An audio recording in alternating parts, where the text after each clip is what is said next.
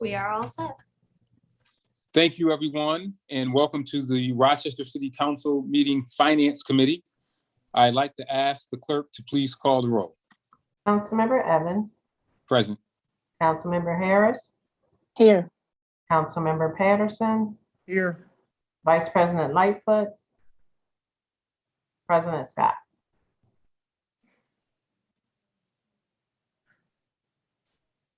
Okay. We will start with, I thought I saw President Scott. She is here. I'm not sure if she's having Okay, technical issues, but the president is here. We'll start with introductory number 350, which is authorizing an agreement in amending the 2021-22 budget for the Financial Empowerment Centers initiatives. Questions, comments, or concerns? Move it. Been Second. moved, seconded, been properly moved and seconded. All in favor, please say aye. Wait a minute. Aye. Oh yeah, wait. I'm sorry. It's been a while, Malik. Forgive me. I thought I got the order backwards. Aye. Aye. It's all right, Councilmember Patterson. The ayes have it. Madam Clerk? did President Scott raise her hand? Looked like she disappeared now. Okay. The clerk will enter the affirmative vote of 4-0 into the record. Thank you. You're welcome. Introductory number 351, amending ordinance number 2020-339 relating to the Central Library Bausch Building HVAC project. Questions, comments, or concerns? Move it. Second. Been moved. Is there a second? I second it. Been properly moved and seconded. All in favor? Aye. Aye. Ayes have it. Madam Clerk? The clerk will enter the affirmative vote of 4-0 into the record. Thank you. You're welcome. Introductory number 352, authorizing grant funds for the Lincoln Branch Library project. Questions, comments, or concerns? Simply a comment. Thank you to the administration for funding these upgrades to the Lincoln Branch Library. I look forward to hearing about additional libraries in the Northeast in the future. Northeast in the House. I knew Councilmember Patterson wasn't going to let that pass. Got that Any right. other comments around introductory number 352? Move it. Second. All in favor? Aye. Aye. Aye. Ayes have it. Madam Clerk? The clerk will enter the affirmative vote of 4-0 into the record. The record. Introductory number 353, authorizing an amendatory agreement for support of the city's mainframe computer. Questions, Move. comments, or concerns? Move to adopt. Been moved to Second. adopt. Is there a second? It's been Second. seconded. All in favor? Aye. Aye. Aye. Ayes have it. The clerk Madam will- Clerk? The clerk will enter the affirmative vote of 4-0 into the record. Thank you. You're welcome. Introductory number 354 is authorizing an agreement to provide revenue control equipment for the Genesee Crossroads garage. Move it. Questions? It's been moved, second. I do have a question, Chair Evans. Okay, so it's been moved by Councilmember Patterson. Can I just get a second and then get to Councilmember Gruber's Second. questions? It's been seconded, so it has been properly moved and seconded, and now we'll have a question from Councilmember Gruber. Thanks. I'm just wondering, it looks like the technology we're using here is different than in other garages, and I'm just wondering for a little bit of an explanation as to why what the difference is and why in this particular garage. Is Laura Miller on? Yes, I'm here. I can answer that for you. Yes, Laura? The equipment that we have in other garages was through a contract with a company that has expired. Got it. So does that mean that at some point we're going to be looking at changing the technology in those other garages? When the lifespan of the other equipment expires, which is typically 10 years with this type of equipment, then yes, we should be looking at replacing or updating the equipment in other garages. Got it. So the company that we contracted with that currently expired doesn't do any kind of ongoing maintenance. It was just a one-time shot to get set up in these garages. We pay them for service calls and parts when we need ongoing service. And we pay a monthly fee for software support. So what happens now with them being expired on those other garages? Well, the contract for the purchase of equipment expired, but we have, ongoing support and maintenance through monthly payments and subscription fees to them. So we were in a contract to buy equipment with this company, and when that contract expired, we were no longer obligated to buy equipment for the Crossroads garage from them. Got it. I understand it. So the company is still in existence, the company that we contracted with. I misunderstood that. That company is still around. We're still working with them on the kind of monthly and when things come up basis. But when it came to buying new technology, we had a chance to go a different direction and chose to do so. Correct. Okay, thank you. I guess, sorry, Laura, last question. Is there an improvement in technology to this with this company in this garage that is particularly exciting? We're hoping so. Like I'm saying, what kind of differences made the consumer experience? Well, the consumer experience we've had with the existing equipment has been poor. We've not been satisfied with the level of service we get from them, nor are we satisfied with the quality of the equipment. So the equipment we're hoping to procure through this move has proven through other users to be quality service, quality software. They keep spare parts on hand here at our facilities that don't require added costs. We pay a monthly fee and we have spare parts and it's all plug and play. So we have virtually no downtime if there is a problem. So that is a vast improvement from where we are right now. Great. Thank you very much. You're welcome. Thank you. Anything else? Okay, it's been properly moved and seconded already, so we will now proceed with the vote. All those in favor, please say aye. Aye. Aye.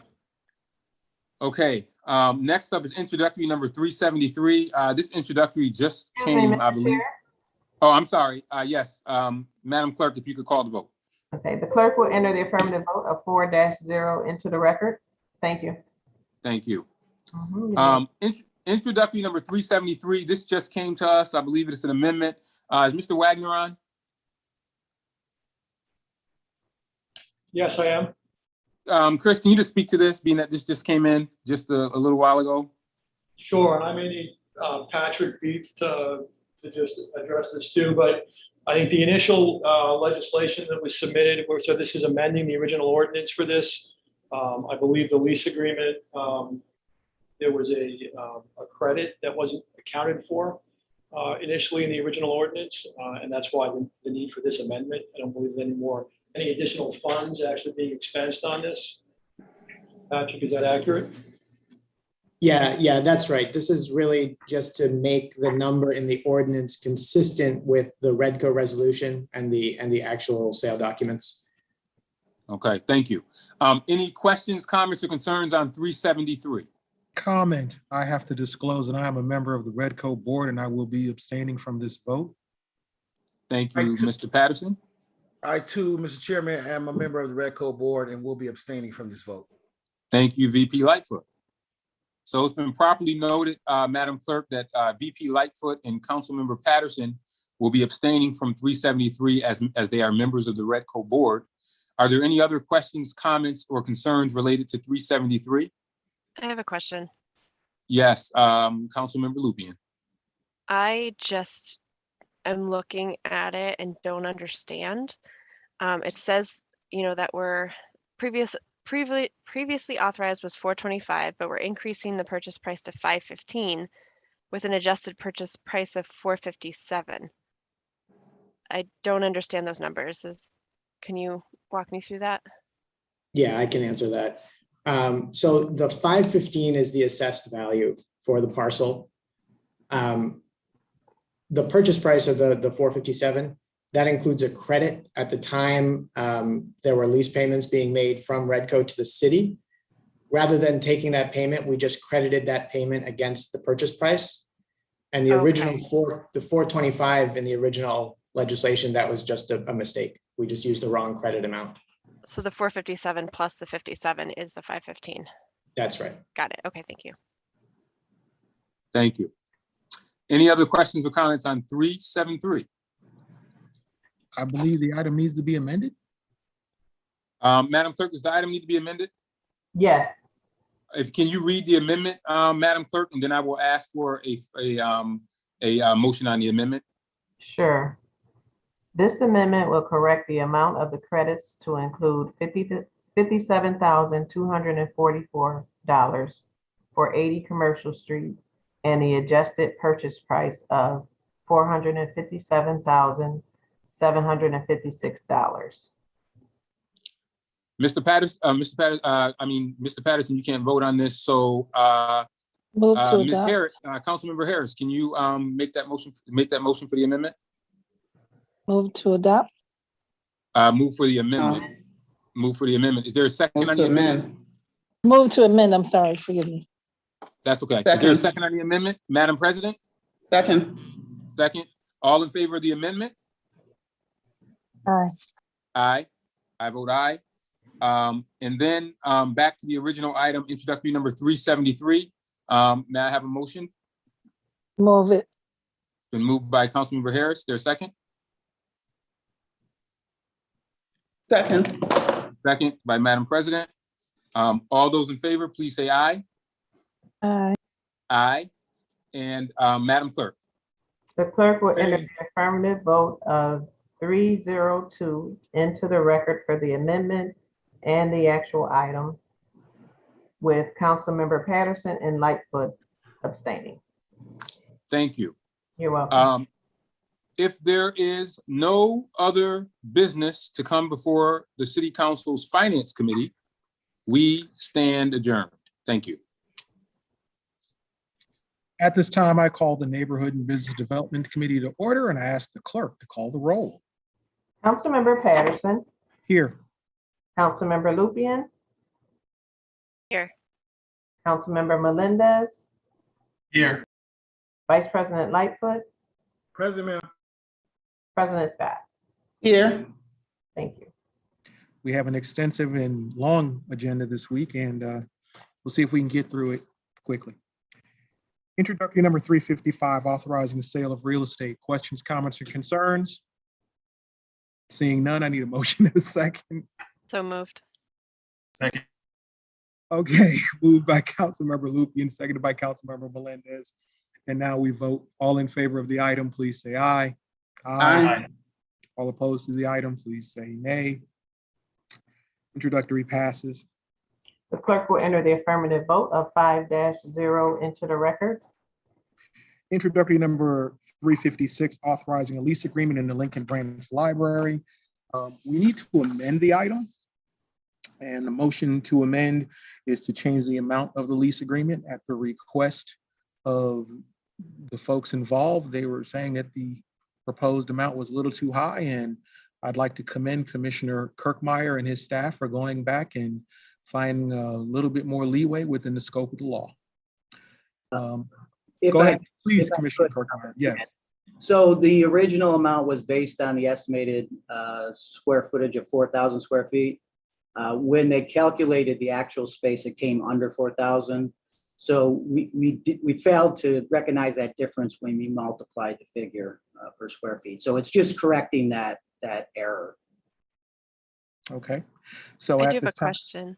go ahead, Councilmember Lupian. I think in that same email, if I'm remembering correctly, that the previous tenant had a lower rent amount. Is that accurate? No, they did not. So the amount, let me see what they said what the amount is.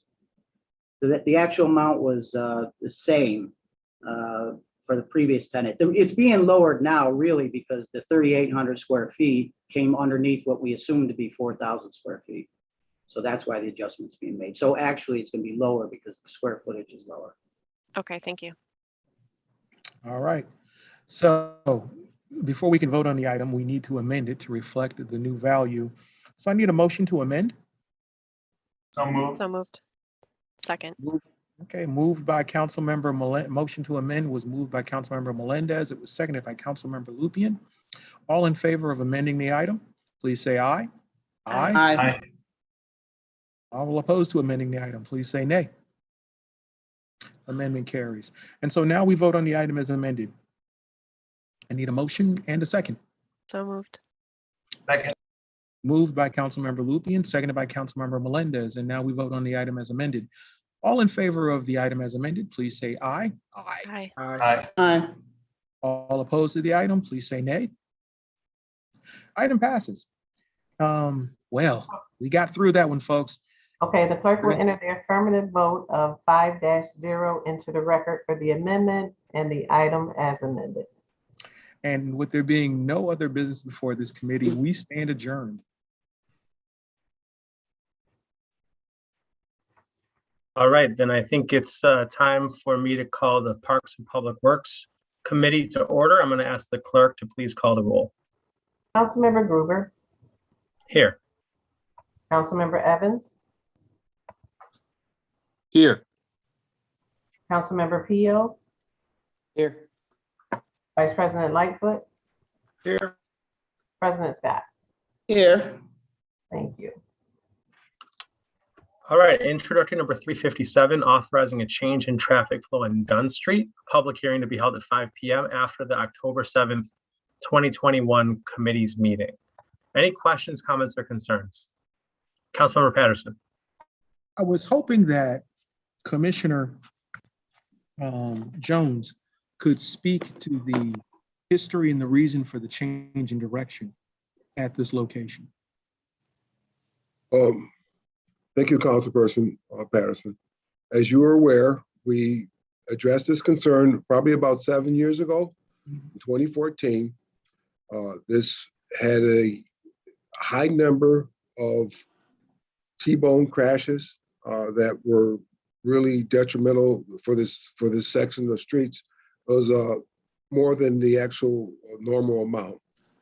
We met with the neighborhood groups then. We did not do the one-way change then. We looked at using signage and more public education to change that situation around. I believe you were present at that meeting at the Neighborhood Service Center on Norton Street. However, we did additional studies that came up, and the actual behavior or patterns of detrimental traffic T-bones still existed. So that being said, it was determined that we have to change it per the actual rules from the our traffic engineers and the Federal Highway Authority to make that change to basically remove that hazardous section of road and make it one way. And will it make it more difficult for residents to get to Hudson Avenue to make that left-hand turn? No, it won't. Heading southbound, you will not be able to make that. You will not make a left. You will not be able to make. It will not be a problem making that turn, entering that street, heading in the direction of one way. Okay. We just go down the adjacent street, down to the access road for 104, and then get onto that signaled roadway to make the left-hand turn, which is safer overall. Boy, you're a traffic engineer. I drive around there a lot. Yeah, no, but no, that's correct. We tried the signage, we tried education, we listened to our community, but it's after 7 years, it's determined it's still to be unsafe. So we're making this change. Thank you. We're asking to make this change. Thank you, Commissioner Jones. And obviously we'll have an opportunity after the meeting to hear from any neighbors who want to speak out. Any additional questions from any council members? If not, I'll take a motion on 357. Motion to consider. Second. Moved and seconded. All in favor, please say aye. Aye. Aye. Any opposed? Motion passes. Clerk will enter the affirmative vote of 5-0 into the record. Introduction number 358, authorizing agreements and funding for the Genesee Street reconstruction project. Any questions, comments, or concerns? If not, I'll take a motion. Please. Motion to consider. Second. All right, it's been moved and seconded. All in favor, please say aye. Aye. Aye. Any opposed? Motion passes. Clerk will enter the affirmative vote of 5-0 into the record. Introduction number 359, authorizing the implementation and funding in the first instance 100% of the federal aid and state Marchicelli program aid eligible costs, the Genesee Street Reconstruction Transportation Federal Aid Project, and appropriating funds therefore. Any questions, comments, or concerns? If not, I'll take a motion. Move it. It's been moved. Can I get a second? Second. Second. And seconded. All in favor, please say aye. Aye. Aye. Aye. Any opposed? Motion passes. Clerk will enter the affirmative vote of 5-0 into the record. Introduction number 360, authorizing an agreement for greenhouse gas inventory updates and developing a heat emergency plan. Any questions, comments, or concerns on this 76-degree day in October about a heat emergency plan? I just want to give the administration kudos for continuing to push forward on our climate action plan. This work is more important. It gets more important every single day. If there's no other questions or comments from council members, I will entertain a motion, please. So moved. It's been moved Second. and seconded. All in favor, please say aye. Aye. Aye. Any opposed? Motion passes. Clerk will enter the affirmative vote of 5-0 into the record. And finally, introduction number 361, authorizing land acquisitions and the alteration of pavement widths relating to South Avenue and Elmwood Avenue Street Improvement Project. A public hearing to be held at 5 p.m. after the October 7th, 2021 committee's meeting.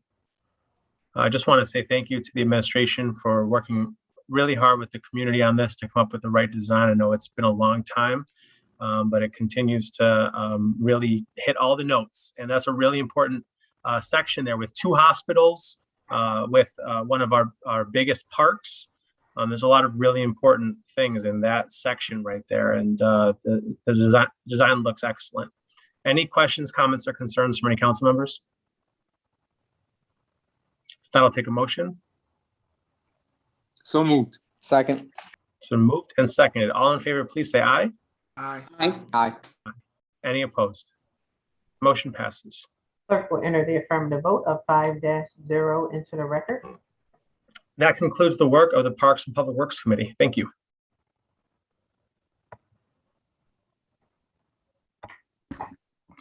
All right, good evening, everyone.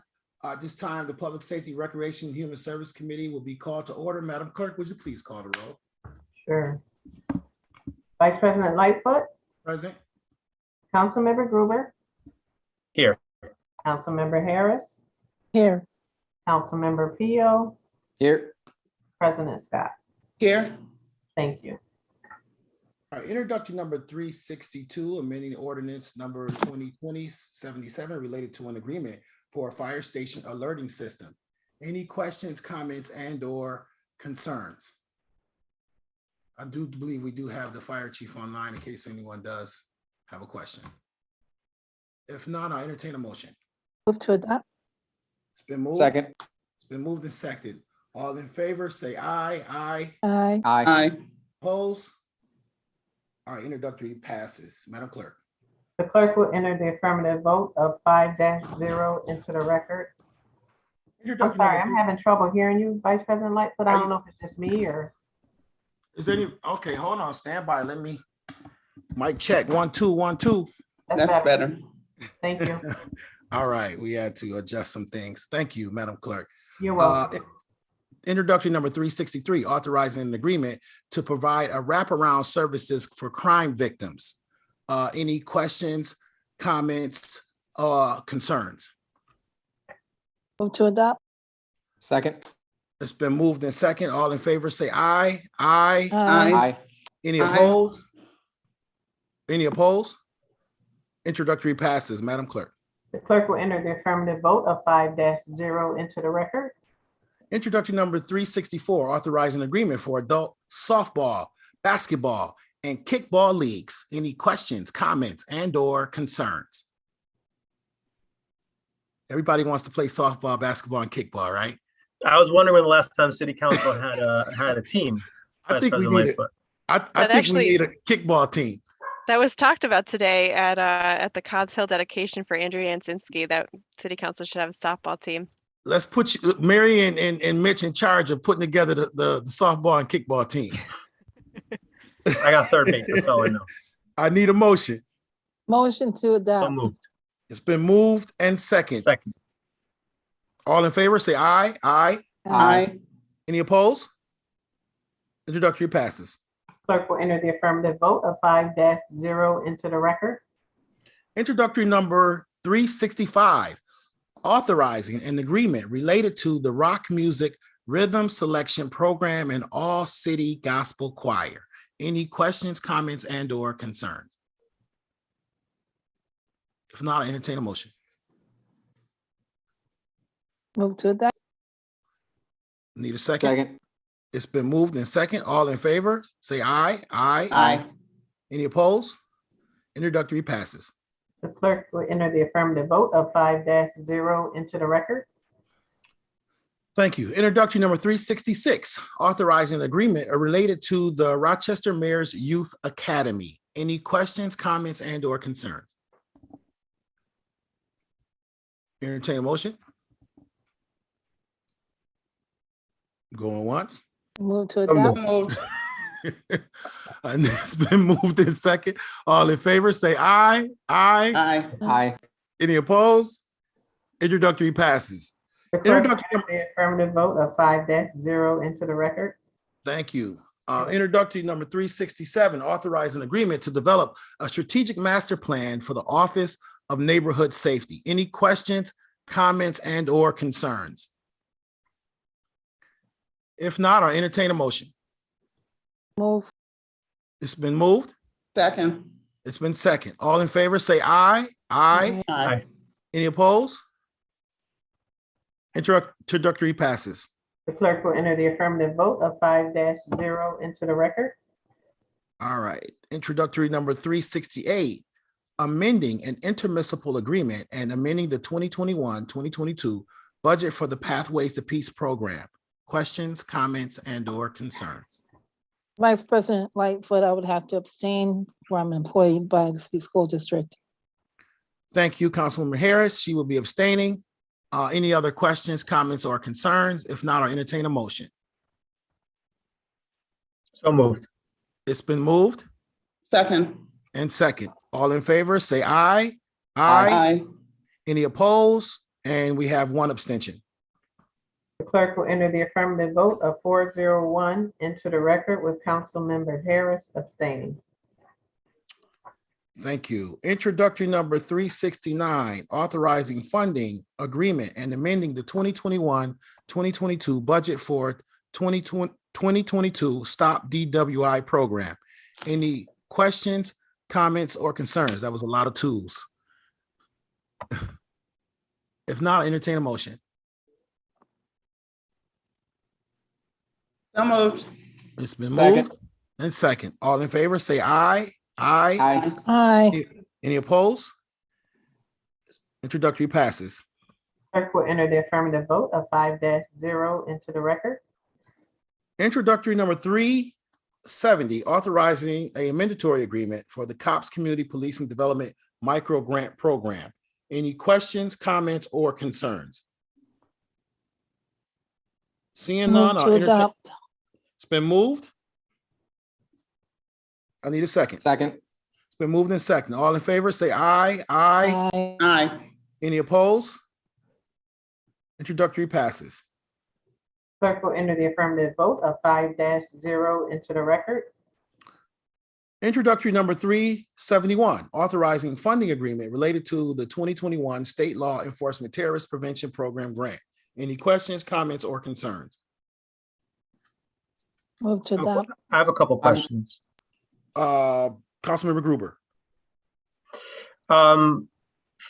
First, I'm sorry, I'm having a tough time with Zoom. Who from RPD is on the call?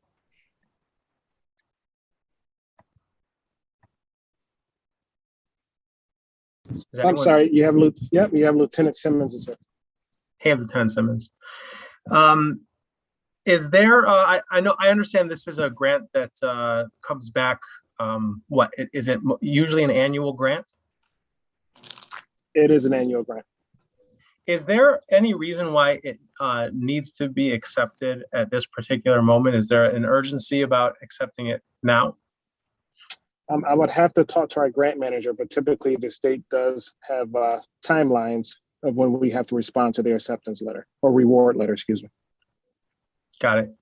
I'd love to understand the timeline if you wouldn't mind reaching back out to the grants manager. I'm mostly curious because the question that I asked in agenda review was related to how some of the equipment that is going to be purchased in this proposal or this grant acceptance lines up with EO 203, specifically around surveillance measures, the license plate reader in particular. Part of what we talked about with EO 203 was not just putting things on the open data portal, but also being able to justify why we need certain things at specific times. I did want to at least offer an opportunity, Lieutenant Simmons, if there's a reason to explain what we need the license plate reader for, specifically at this moment with the terrorism prevention program grant. And so the license plate reader provides us an opportunity to track vehicles that may be involved with crimes. For example, if someone was to engage in a violent crime with a gun and there's an assault shooting on the east side of the city, one of the main thoroughways in order to get to the west side of the city is the St. Paul Bridge, for example. We could put a license plate reader on the St. Paul Bridge so that the license plate reader can be in the lookout for the license plate of the suspect involved with the shooting. It also gives an opportunity to look out for plates for children that's been abducted or kidnapped, or any other crime where we could easily locate instead of just telling our officers, hey, as you drive around, look out for this vehicle. It would give us a tracking mechanism and truthfully be used in court to provide a timeline of when someone crossed the bridge. If they say, well, no, I was never on the east side of the city. Well, your car was spotted going across the bridge on that day. So it's a crime fighting too. And so even though the grant itself is for terrorism prevention, the equipment that's used can be used for any purpose that RPD deems fit, depending on what investigations are going on at the time. Well, I wouldn't say that any investigation RPD deems fit. There is a terrorist connection. If there is a vehicle that may be involved or is believed to be involved with the terrorist act, it also gives us an opportunity to identify that vehicle as well. But it could be expanded to also deal and combat violent crime within the city. Got it. Thank you for that. And can I also just ask about the mobile force? I don't have the words in front of me, but the mobile force unit, what's it called? One second, Councilmember Gruber, I just want to back up for a quick second. We do have an amendment to this particular introductory. So I'd like to go forward with the amendment first, then we can get back to your question. And I believe Councilmember Peel has a question as well. All right. Sure. So we have an amendment to this, a motion to amend. This amendment will update the terms of the agreement from September 1st, 2021 through August 31st, 2024. So I need a motion to amend. Move to amend. I need a second. All in favor of the amendment, say aye. Aye. Aye. Any opposed? All right, so the amendment passes. Madam Clerk, do you need to? The clerk will enter the affirmative vote 5-0 into the record for the amendment for 371. All right, now back to the main motion and to discussion. Councilmember Gruber, then Councilmember Peel. Thanks. I think this is my last question, Lieutenant Simmons, just looking for a little bit of narrative around the mobile field unit, what it does, how it's deployed, et cetera. Okay, so you're referring to the mobile field force. Yeah. And it is a unit that is mainly consistent of officers from our tactical unit and our 4th platoon units who receive training on protest events, how to engage with de-escalating tactics, how to stay safe, how to maintain peace. In fact, not only do they receive extra training that our typical line officers do not receive, we give them training in Alabama, where the federal government and other agencies across the country go to learn techniques to keep communities and protesters safe, as well as the officers involved. So that's when they are deployed in the event of a mass protest. Did we have these last September? We did, of course, because of the large amount of protesters, they were augmented by our regular uniform officers as well, but we did deploy mobile field force. So thank you for explaining when they're deployed. Can you just help me understand what it actually is? Like, what does it look like? What does it do? It's just uniform officers who receive additional training. There's nothing unique about them. They wear the same gear as our line officers. The only exception is we do provide them with flame retardant uniforms in the event someone throws a Molotov cocktail at the line. They're usually the first line because, again, we've trained them. Part of the training is having people come up and yell in their face or antagonize them so that they can learn how to engage without necessarily, without necessarily escalating the situation. So they're like every other officer in our line. So it's not a piece of equipment. It's training for individual officers. It's not a separate piece of something. Correct. These are just uniform officers as our mobile field force. Got it. Okay, thank you. I have no other questions. Okay, Councilmember Peel. Thank you very much, Vice President. Welcome. My concern is the license plate readers and video surveillance of the general public. How can we be secured and not go down the slippery slope of these license plate readers to be used for investigations and suspect identification only and not to be used for nefarious reasons in the future? Is this something that you can help me be less concerned about? Absolutely. So the intent of our license plate readers is not to engage in traffic enforcement, not to read license plates that are suspended registrations so that we can go out and hand out tickets. Is to be deployed only to prevent terrorist acts or to prevent violence or to assist us in those investigations. When the data is requested by our investigators or by our officers, there will be an audit trail. We are in the process of looking at other agencies across the country, including the federal agencies, of how they deploy and how they keep an audit tracker of when the data is used, and also their retention, so that the data doesn't just stay in our system in perpetuity. We want to make sure that we protect people's rights, but at the same time, protect the rights of victims and do what we can in order to apprehend violent offenders. So will it be used to record all license plates, or will you have to type in a specific license plate reader for it to find that license plate? It has the ability to record all license plates, but it would just be, sitting in the data until you retrieve it. And that's the key. Once you decide that, okay, I'm looking for a particular plate that was involved with a crime, that's when the audit trail kicks in, so that you couldn't just, go through the system just searching for different vehicles.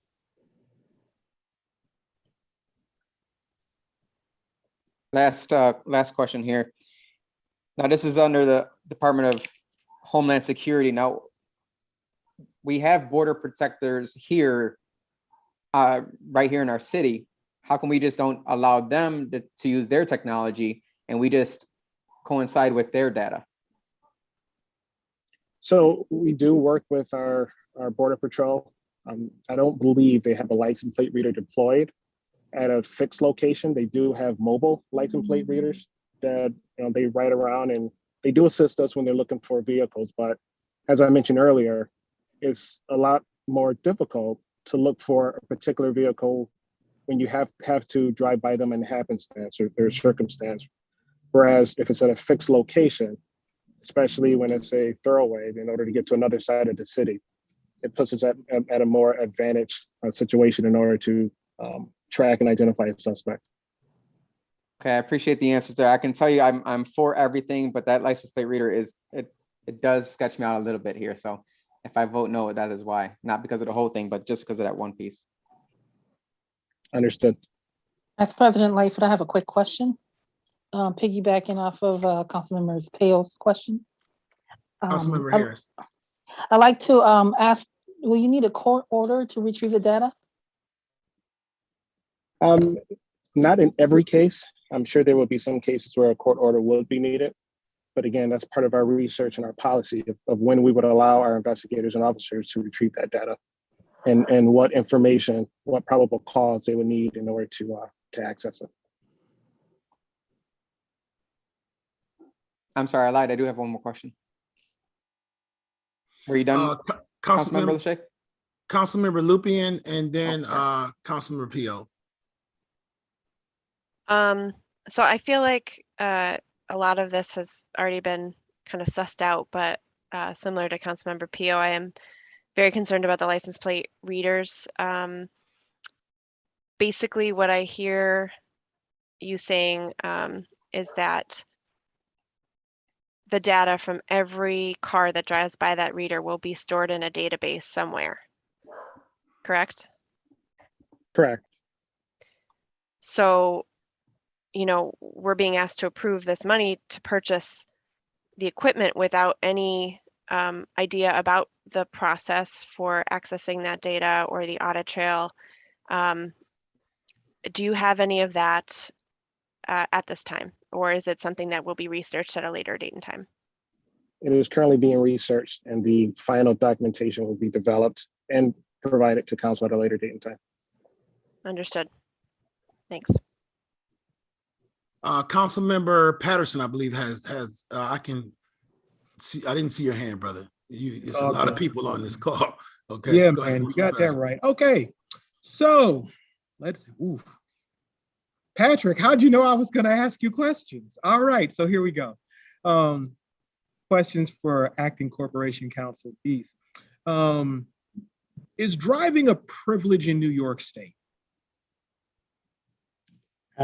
You have to have a license to drive. So in that sense, yes, it's a privilege. And in addition to having a license to drive, is it a requirement that you have license plates on the vehicle to legally drive? It is. And the roads are a public resource. Is that correct? They are. And is there an expressed right to privacy to use your vehicle on a public road? No, if you're using your vehicle on a public road, there's no Fourth Amendment protection, no right to privacy. Okay, so for Lieutenant Simmons, do the New York State Police have license plate readers on their vehicles? Yes, they do. Does the Monroe County Sheriff have potentially license plate readers on their vehicle? Yes, they do. Are there private organizations that have license plate readers on their vehicles? I couldn't speak to vehicles, but there are private organizations who own license plate readers. Yes. Okay, and for Lieutenant again, these are fixed location readers as opposed to readers that would be placed on patrol vehicles? Correct. Okay. Thank you. Council member, let me just qualify an earlier answer. You asked about privacy of related to vehicles on public highways. Obviously, yes, the occupants of those vehicles have certain privacy rights, right? Mm-hmm. When you get in the car, you don't leave those at home. But the license plate itself or the fact of the car being on the road, that's all open to public observation. There's no special Fourth Amendment protection there. Thank you, sir. And to piggyback on what Patrick just mentioned, the license plate readers do just that, only read the license plate, does not capture any images of occupants inside the vehicle or give any further data short of a license plate was spotted at this date and time traveling in this direction. Well, it also can, at least I believe in a law enforcement environment, it can also return back information on whether or not that plate has been suspended or whether or not that it isn't properly insured. Would that be correct? That is correct, but I just want to be clear, as I earlier stated, we do not intend to use this tool as a traffic enforcement tool where we are to issue tickets because someone drove by without a valid registration. Well, I understand that that isn't the intent, but if you did use it, wouldn't that be a public good? Isn't the community served by having that function carried out? Don't we have officers assigned to that specific particular duty? Yes, anytime you can remove an illegal vehicle from the street that has a potential to get into an accident and harm someone, that will be a public good. Thank you, sir. I have a question.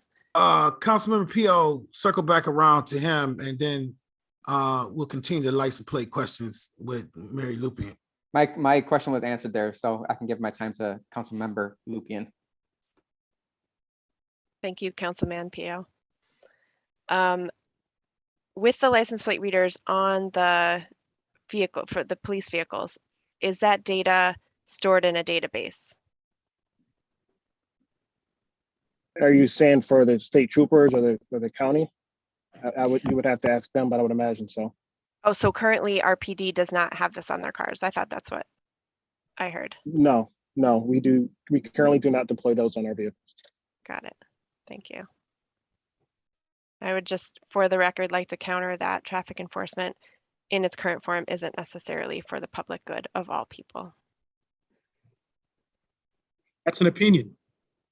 As is yours. I agree. Actually, I didn't express an opinion. All right, so any other questions, comments, or concerns? If not, I'll entertain a motion. Hey, Vice President Lightfoot, I'm just going to say one last thing, if you don't mind. Councilmember Gruber. Thank you. I appreciate it. Lieutenant Simmons, I've appreciated all your answers and your honesty and forthrightness as usual. I'm going to vote no at this moment. I actually really appreciate your answers and Councilmember Mike Patterson Esquire's line of questioning before about the license plate readers. I'm actually most uncomfortable by the mobile field force and the fact that this seems to be basically an extension of something that we've done in the past. And as of yesterday, I understand where that Chief Harriet, I learned from the newspapers that Chief Harriet is resigning. So without really knowing what the training processes are and what the chain of command is and what command staff looks like, I'm made very uncomfortable by the idea of spending money to do this mobile field force when it clearly didn't really help us de-escalate or control things last September. But I want to be clear, I'm really open to the idea of having this conversation, which is why I asked my first question of what the level of urgency is. And if there's an opportunity to come back and talk about this, I'm happy to. But if forced to vote at this moment, I will be voting no. Just wanted to share that. Any other questions, comments, or concerns? If not, I'll entertain a motion. Vice President Lightfoot, is there a way to know what the time restrictions are? I know with most grant awards, there is a time certain that you have to respond. But do we know what that is? And if that is somewhere beyond Tuesday, is there a way to find that out in time to still take advantage of this resource? I have to defer that to administration. President So Scott, yes, I have captured that question. I'll expect an answer Tuesday at noon and send it out to council. Thank you. I entertain a motion. Move to adopt. Need a second? Second. All in favor, say aye. Aye. Aye. Aye. Any opposed? Nay. Any abstentions? Introductory passes. The clerk will enter the affirmative vote into the record on 371 as amended. 4-1 with Councilmember Gruber voting no. Introductory number 372, authorizing agreement for fitness for duty clinical services for the Rochester Police Department. Any questions, comments, or concerns? Move to adopt. It's been moved. Second. It's been second. All in favor, say aye. Aye. Aye. Aye. Any opposed? Any abstentions? Introductory passes. The clerk will enter the affirmative vote of 5-0 into the record. Introductory number 374, appropriating American Rescue Funds Act funds and amending the 2021-2022 budget for the Peacemakers Fellowship Program. Any questions, comments, and/or concerns? I do have a question. Councilmember Gruber. Yeah, I think there's been a lot of support for this program, generally speaking. But I know that we just approved, or this committee just passed a few moments ago, a strategic plan for this very project. So I'm wondering what the thought is around appropriating dollars to this program prior to the strategic plan being completed. Thank you, Councilmember Gruber. The Peacemaker Fellowship component of the programming was something that we've already committed to as a program.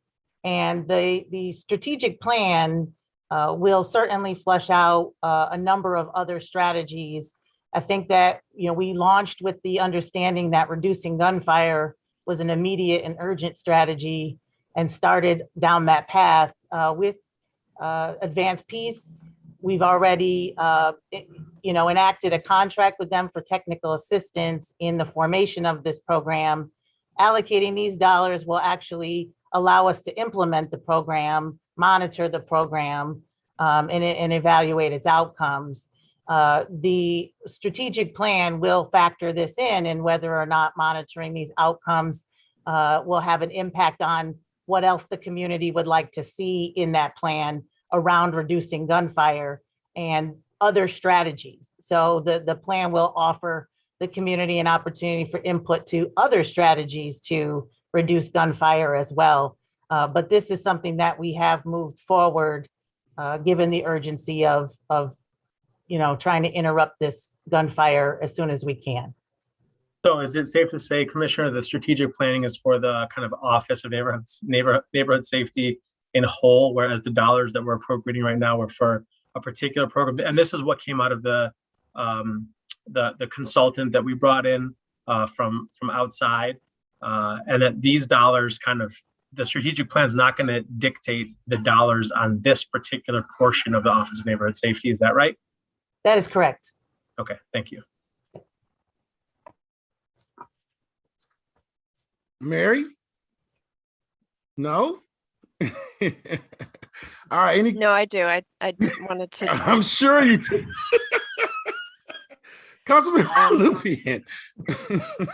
As everyone knows, I'm a huge supporter of this program, and I know many of you are as well. This is such a investment in our people and an understanding that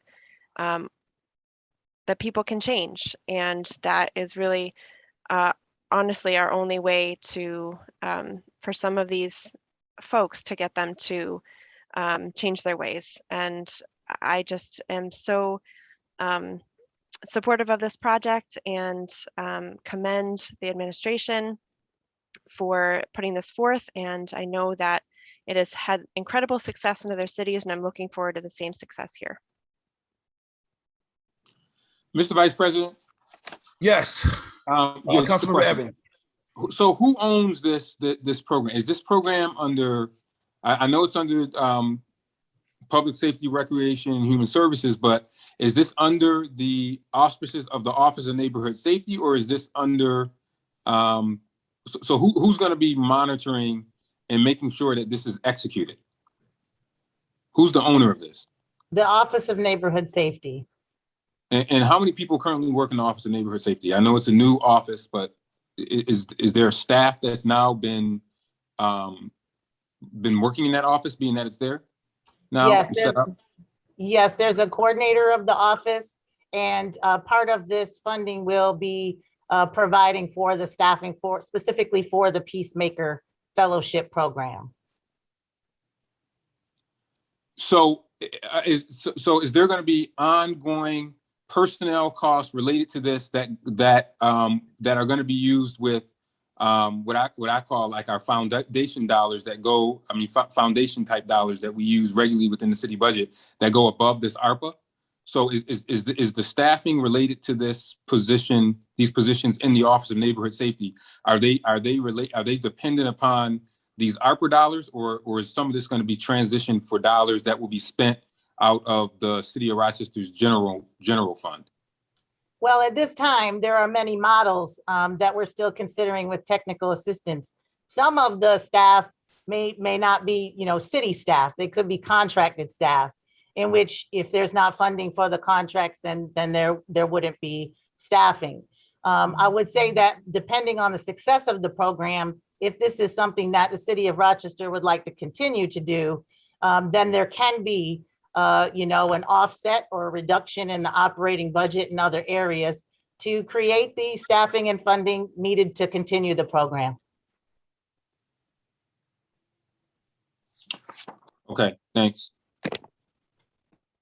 Any other questions, comments, and/or concerns? If not, I'll entertain a motion. Vice President Lightfoot, I just wanted to say, as it relates to this Peace Fellow program, fellowship, often when we're in the community, we often are talking to our young people, and the one thing that they often say is, I need a job. If you want me off the block, then you need to give me an opportunity to work. And I think that this is the reason why this program has been so successful in other cities, because, many people that I know, and, family members and others that have been out there don't want to be out there, but they don't feel like they have an alternative. And this gives them an alternative. It gives them an opportunity to change their life around, and it gives them a second lease on life. And so I would implore council to not only support this program, but the ongoing support well into the future, because we have to do things different. We cannot continue to do the same thing over and over again and expect a different result.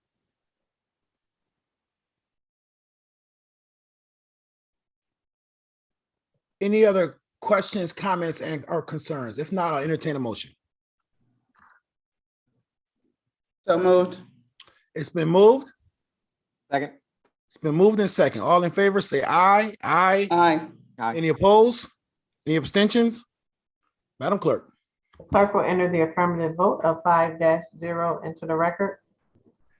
Thank you. Introductory number 375, appropriating American Rescue Plan Act funds, amending the 2021-2022 budget and authorizing an agreement for adult workforce development services.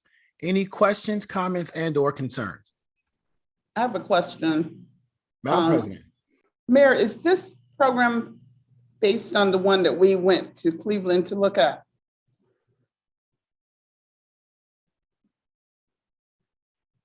Maybe she's not there. Is anybody else from administration can answer that? I'm not sure if it's based on Cleveland, but there is one in Chicago. The mayor is coming off. I'm sorry, Madam President. Is this I'm program? sorry, Madam President. I didn't hear your question. Is this program based on the one that I we had to went to take my daughter Cleveland to see? No, this is no. This is completely different than the one that we went to Cleveland on. This is similar to what the city of Buffalo does in their workforce development program. They have a separate workforce development program directly that's meant for their city.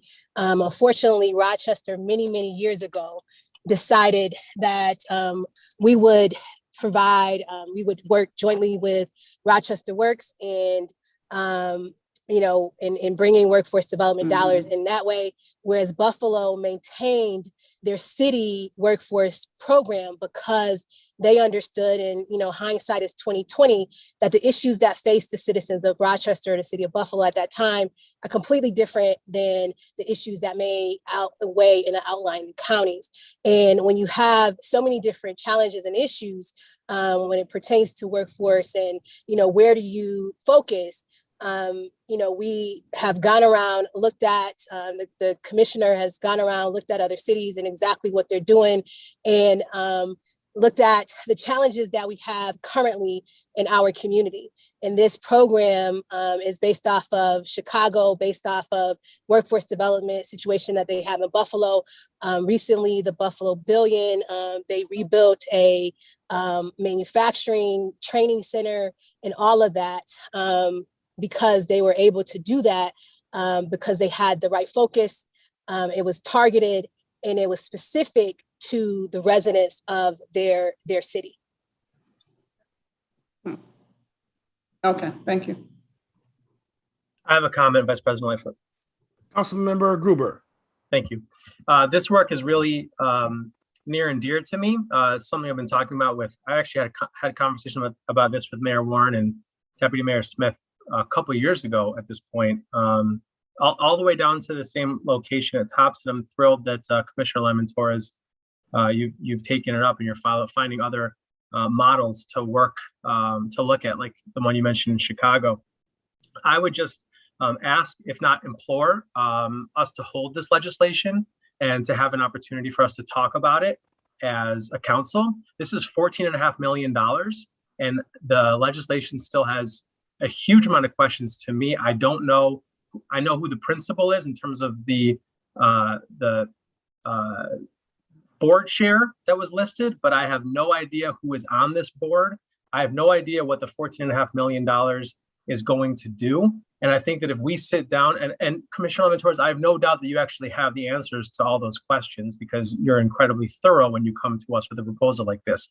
But we simply have not had time to have those questions besides it taking about 45 seconds in an otherwise packed work session. I would personally ask to hold it, have a conversation, and for us to be able to go into voting on it eyes wide open. I don't have a problem with that, Councilmember Gruber. I think that my understanding was that there was a full briefing on this legislation, not this legislation, but this program with City Council, that, you know, questions were answered in that. We brought the legislation forth because we had already presented the proposal to City Council before. As you indicated, this is something that was born, you know, from a discussion that we had directly with you in the Tops Plaza. When the commissioner came to us with this, it piqued my, you know, interest based on that discussion that we had and understanding the challenges that the citizens of Rochester currently have around not just workforce development, but retention. And Council President Scott brought up the situation in Cleveland. And what we found is that our cooperative program, you know, was met with many challenges because we did not have something like this to be able to be a launch pad for those people that we were employing. And so we want to give our residents the best fighting chance possible. I believe that this is a way that, you know, as you know, running a workforce development program, the challenges, the successes, and all of that, you know, with that, this is a way for us to really give our people a fighting chance at life. And I'm sure the commissioner will sit with you, answer any questions that you may have. But I don't want this to be something that appears to just come out of left field because it didn't. There was a session on this. This was something that had been discussed. There was not a session on this. There was never a session on this. Commissioner, that was what my understanding was, that she had met with City Council, that she had spoke to you directly. And I think that she had offered you an opportunity to sit on the board. Commissioner Lemon Torres and I spoke about this. The City Council has not had a session on this. And there are a ton of questions that still need to be addressed by the whole council. This is near and dear to my heart. As I said, I'm interested in the subject matter, but I believe the legislative body deserves a chance to hear about a $14.5 million project for more than the 3 minutes that we got. My understanding was that it was completely different. So if I'm wrong, then charge it to my head and not my heart, but that is not what was explained to me. And, you know, that this was something that had been discussed, is something that had been presented. And if you want more questions, you know, we will gladly answer those questions. This is directly what we heard from our constituents over and over again. And so I welcome the opportunity for the commissioner to be able to present this information to all of council if they have not been given an opportunity to hear directly from her on exactly what's happening here. It is a great proposal. We have a work session scheduled next week with Commissioner Lyman Torres, and I would love to see that instead be on this subject so we can all go into a vote with eyes wide open. Because at this point, I believe I'm probably one of the few council members who have had a chance to talk about it, but I think we as a body need to hear about it. So that would be my proposal to you, Vice President Lightfoot. At this point, I'm gonna move forward. I'd like to hear other conversations from the other council members that have questions. Mr. Vice President, Councilmember Evans. just a couple of questions, and I'm not on the committee, so I'll just ask these questions, but I'll put these in writing because I know it's after the time that was allotted for the committee. Just a couple of basic ones. Where is this organization located in the transmittal? I don't see the address of where the organization is located. Who is the president or executive director of the organization, if there is one? Who are the other members of the board that are referenced here? It references a board chair. I'd like to know who the other members of the organization are. And again, I'll send these all in writing. What has the organization worked on at this point? If they've done other things, what's been the success with that? I know that there was a justification for not having an RFP, but for $14.5 million, that is a lot of money to me to not have an RFP. I saw the justification, but are there other organizations that have a track record that have done this? So just a little bit more than what I have here as to why an RFP was it issued? And then my last two, just the sources and uses of the funding. So is there other sources of funding that will be related to this that might come other than city dollars? And what will these funds be exactly used for from the anticipated use of those funds? And those are just some of the questions that I have. And this is my first time hearing this as well. I hadn't seen this proposal before. So as it pertains to the address and all that, I'll make sure that the commissioner gives that to you. However, this program, as I was explaining to Council President Scott, as well as to Council Member Gruber, it's new. It's the Sustainability Institute. I asked the commissioner to go out to find, we saw what problems we were facing after the pandemic, during the pandemic with our residents. We continue to hear from our workforce, meaning people that are in business in the city of Rochester, that they couldn't find anybody, and the challenges that lied there. And so she came back with this particular proposal, which was we transferred or changed the cooperative, meaning the market-driven community co-op, because of the challenges that it experienced during the pandemic, to really look at workforce development. And so the market-driven community co-op is something that the city has been supporting for years. We had two successful businesses that during right before the pandemic and during the pandemic basically went under because of the challenges with workforce and contracts and other things like that. And so given those factors, the board of the market-driven co-op wanted to continue because they saw the need and the necessary relationships that they were able to develop with the residents of our community that were a part of that, to find a better way to actually serve them. And so this is a program that is being, that is new in the fact that it's something that is not done here in this particular way. But it is something that the city, the board and all of that is something that the city has been supporting for years. And I know that the commissioner can provide that information to you. I think that Councilmember Gruber had a great suggestion that that people, that you sit down and talk about it. My understanding was that this had been brought to council in a work session before and spoken about. And I understand at this point, I'm being told that that is not the case. Had I known that, I would have made sure that the work session took place prior to us submitting this legislation. But But let me be very clear that this is something that has been well researched. It's something that our residents have continued to push for and ask for. And I know that the commissioner can answer any questions that you may have. Commissioner Torres, do you want to address some of these questions that have been presented before us this evening concerning this introductory? Well, I think a number of those specific items that Councilmember Evans has asked for, we certainly can respond to in writing. When we did receive 2 sets of questions from council, we did reply to those prior to the meeting. I agree with the mayor that there have been a number of opportunities to talk about what we're going to do with workforce development as we are not only responding to the pandemic, but also just stemming out of all of the work that has been done in the Office of Community Wealth Building and from our 2034 plan, which was also focused on urban agriculture, co-ops, and increasing job opportunities for city residents.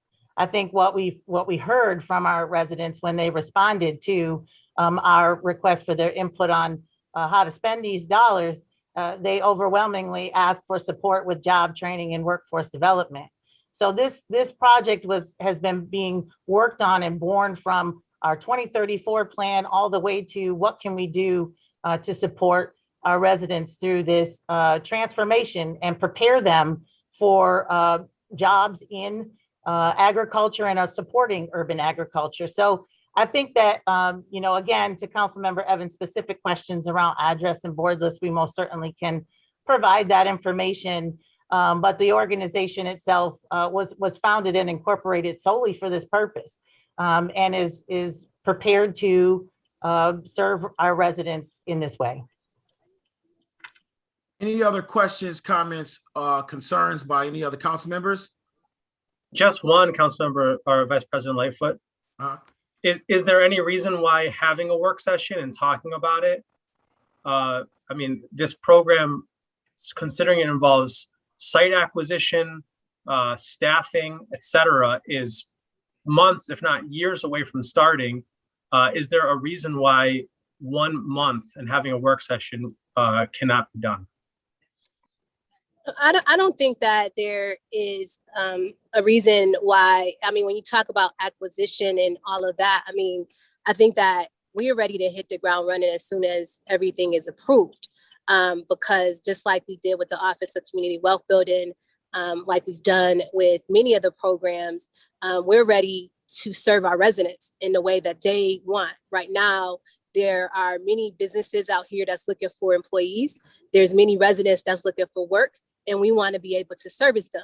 Now, if it's, council's will that we hold this legislation and we delay that, that is up to you. If you want, I understand that you have additional questions. But again, I would say that we, in our estimation, we want to be able to move expeditiously because we see the need. We see the hunger that our residents are facing at this point in time. And we believe that they need the support. And if we don't provide it for them, then they're not going to get it. And there may be other programs out here that claim to do the same thing. But the reason why YAMTEP was started was because of the fact that those programs claimed to be able to serve residents and they weren't. And we have been able to see the success of a dedicated team that focuses directly on making sure that people that do not have a second lease on life get a second chance. And this program will do exactly that. And that's the reason why I believe Food Link started their program. There were other programs out there, but you saw the need. So we can wait if that's what council wants to do. But I definitely want to reiterate that this is something that I know that every person in our community, and I'm sure every member of city council sees on a daily basis with people in our community that need support and need help, and they want a job, they can't find it, and they don't have the skills. And we keep saying the same thing. We have an opportunity to do something different here, and we have a once in a lifetime chance to do that. And I would implore us to take that leap of faith and to go forward with this, but I don't have a problem with holding this for a month if that is what council would like to do. And I want to reiterate, Mayor, that I am dedicated to seeing this work through. I think we are not doing our due diligence as a city council to approve $14.5 million when we've only had 3 total minutes to talk about it as a body.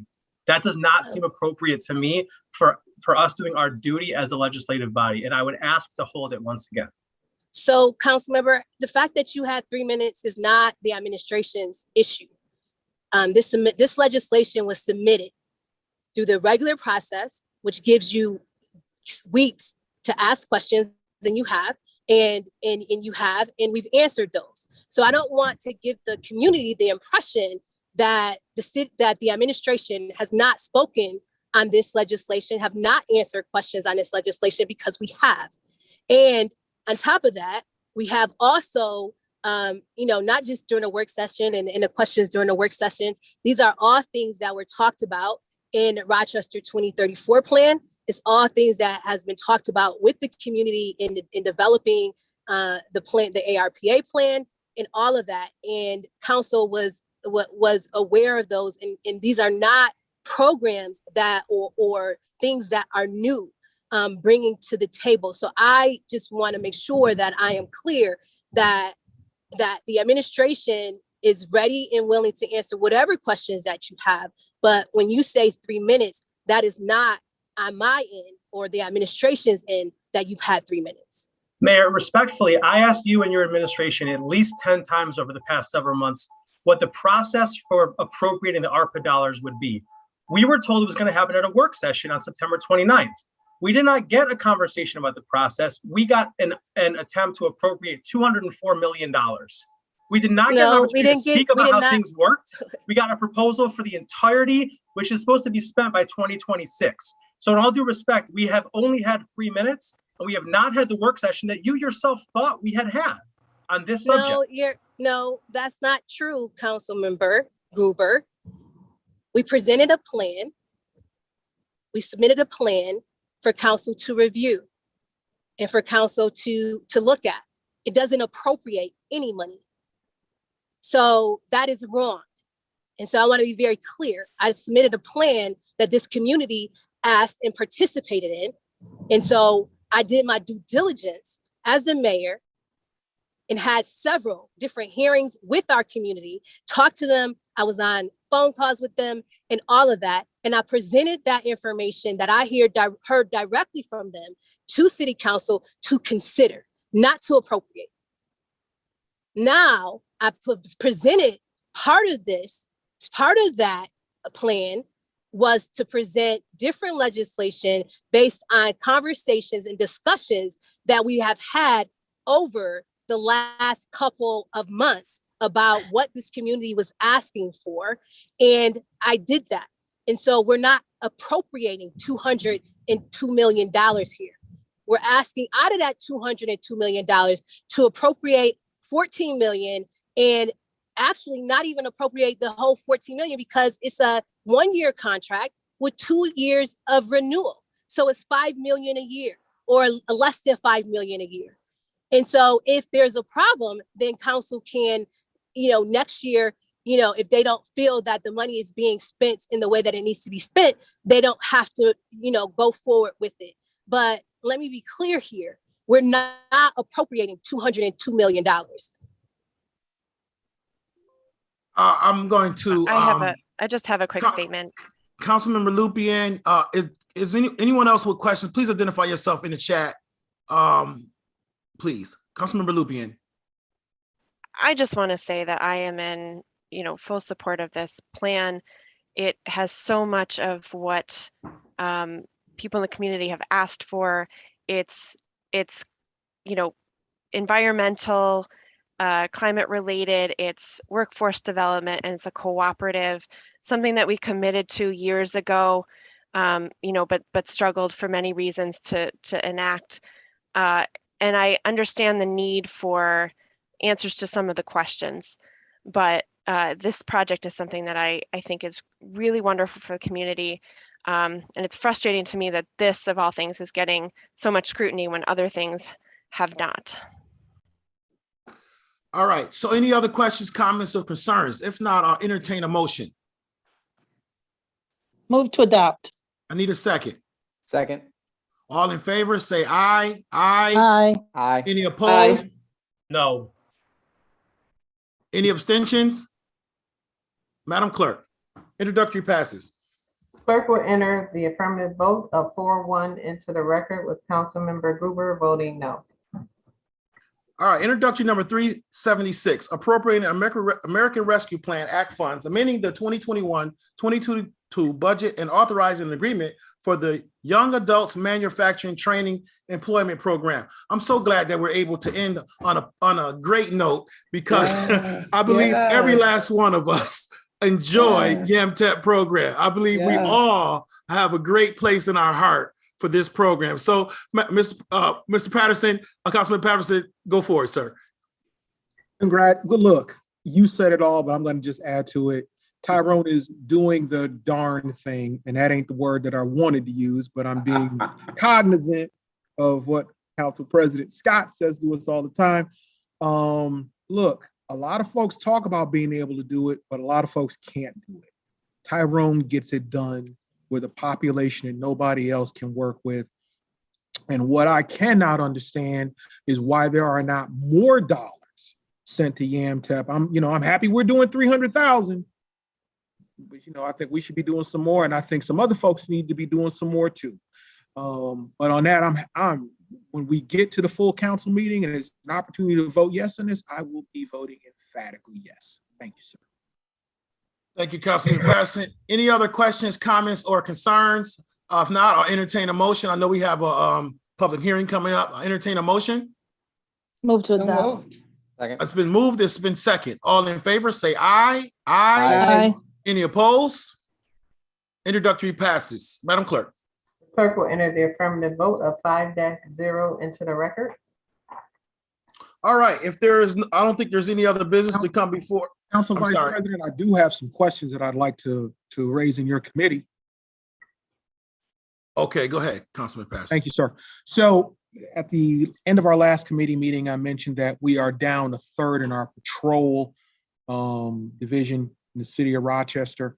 It is having an impact on our community. With that in mind, it is my hope that through you, sir, you could request of the chief that we have some analysis of what our current deficit in officers is. And what I would also like is a recommendation for an increase in the recruit class for the RPD based upon the diminution of officers currently on patrol. Understanding full well that we had 16 officers come on duty, but if we're looking at losing potentially 100 officers and it takes a year to train an officer, we might need to consider as a body a significant increase in our upcoming police recruit class. Is Mark still on? Is Simmons still on the call there? I am indeed. Or administration? Yes, Vice President Lightfoot, just really quickly, and I apologize, I had to take my daughter to an appointment. That's why I'm not on camera. This is something that I definitely spoke with Chief Harriet Sullivan about. And I know that she has given the directive, not just to, the new deputy chief that is going to be taken over, but that we look at the new recruit class and see how many we can actually train. There is a challenge there because of COVID and some restrictions there, but we're going to do as much as we can to get that class as large as we can. And I know that Lieutenant Simmons can talk a little bit about what they're doing on that front. But she also, cautioned me because we did not have, and this is not just something that's happening in the city of Rochester, it's something that's happening all across the country. The number of people that have taken the exam has gone down significantly. And so we don't necessarily have a long list that we would be able to choose from. And so I don't know if you want to talk about that, Lieutenant Simmons, but we understand and we hear you. And I know that the incoming administration, this will be something that the new chief will be looking at as well. Can I ask Councilmember Patterson, if you would send that request, please, sir, Absolutely, via Madam President and myself and absolutely. the chief and administration, of course. And then we can get back with all of your, I'm sure the administration will get back to answer all of your questions. And as well as Councilmember Lupien, is it a comment or is it a question? I think it's a comment. Go ahead, Councilmember Lupien. No, I think it's a question along the same lines, recognizing the deficit and that it's not likely to be filled anytime soon. I'd like us, I know that VP Lightfoot, you and I had the opportunity to hear a little bit about the Community Response Corps plan submitted to us by UCLM, but I'd like the larger group to consider that, we may need something to fill in the gap in the meantime to provide for a quality of life response that is kind of getting, second treatment because of the serious issues that our community is facing. So I will send that in writing as well. Put that in writing, please. And I would also ask for staff, through you, Madam President, to put this on the list, because of course, this is not something that we're going to solve overnight, right? So I would ask that it be attached to one of our work sessions to have that conversation and to look at that UCLM proposal as well, and others that maybe best practices as well that we may be seeing across the country. And I will say that our National League of Cities Reimagining Task Force report will be coming out very soon too. And I think it's a toolkit for municipalities. And I think there's some stuff that addresses recruitment, different things of that nature, and staffing and all of that may be helpful. So let's wait till we put something together, work session on this, put all our pieces together, get all our minds together and see what we can do to come up to fill these gaps and provide adequate services for our community. I agree that we have definitely seen a decrease in my understanding is recruitment is going to be very difficult in these times of civil unrest and police and community relations. So we are going to have to help to do that as a council, I believe, and as leaders in our community. With that being said, I want to thank everyone for your time. I don't want to hold up the public hearing any longer, and there's no other business coming before the Public Safety, Recreation, and Human Service Committee. We are adjourned. Thank you. Is that a new login, Katie, for the public hearing? No, stay here, please. Okay. All right. Then we can call the meeting to order. Councilmember Evans, Here. Councilmember Gruber, Here. Councilmember Harris, Here. Councilmember Lupien, Here. Councilmember Melendez. Here. Councilmember Patterson, Here. Councilmember Pio, Here. Vice President Lightfoot, Here. President Scott. Here. Thank you all for joining us and staying with us for tonight's public hearing. Will be broadcast live on the City Council YouTube channel and will also be viewable on City Channel 12. Due to the state Senate bill signed into law by Governor Hochul on September 2nd, the increased COVID-19 cases in our region, City Council is not conducting in-person meetings for the month of October. In an effort to provide individuals with increased access to public hearings, we've provided the public with two ways to participate tonight. Individuals who are able to send comments, were able to send comments in writing via mail or directly to council email.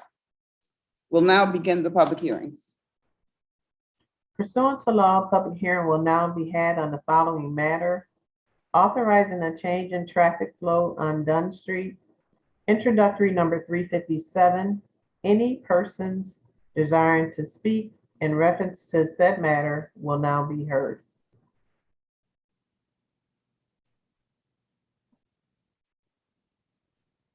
We didn't receive any comments.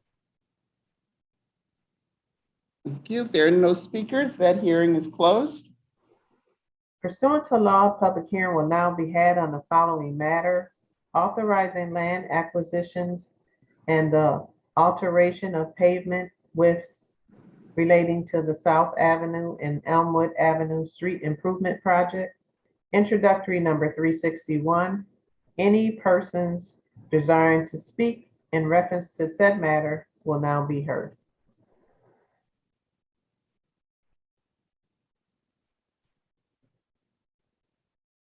There were also no comments received for this.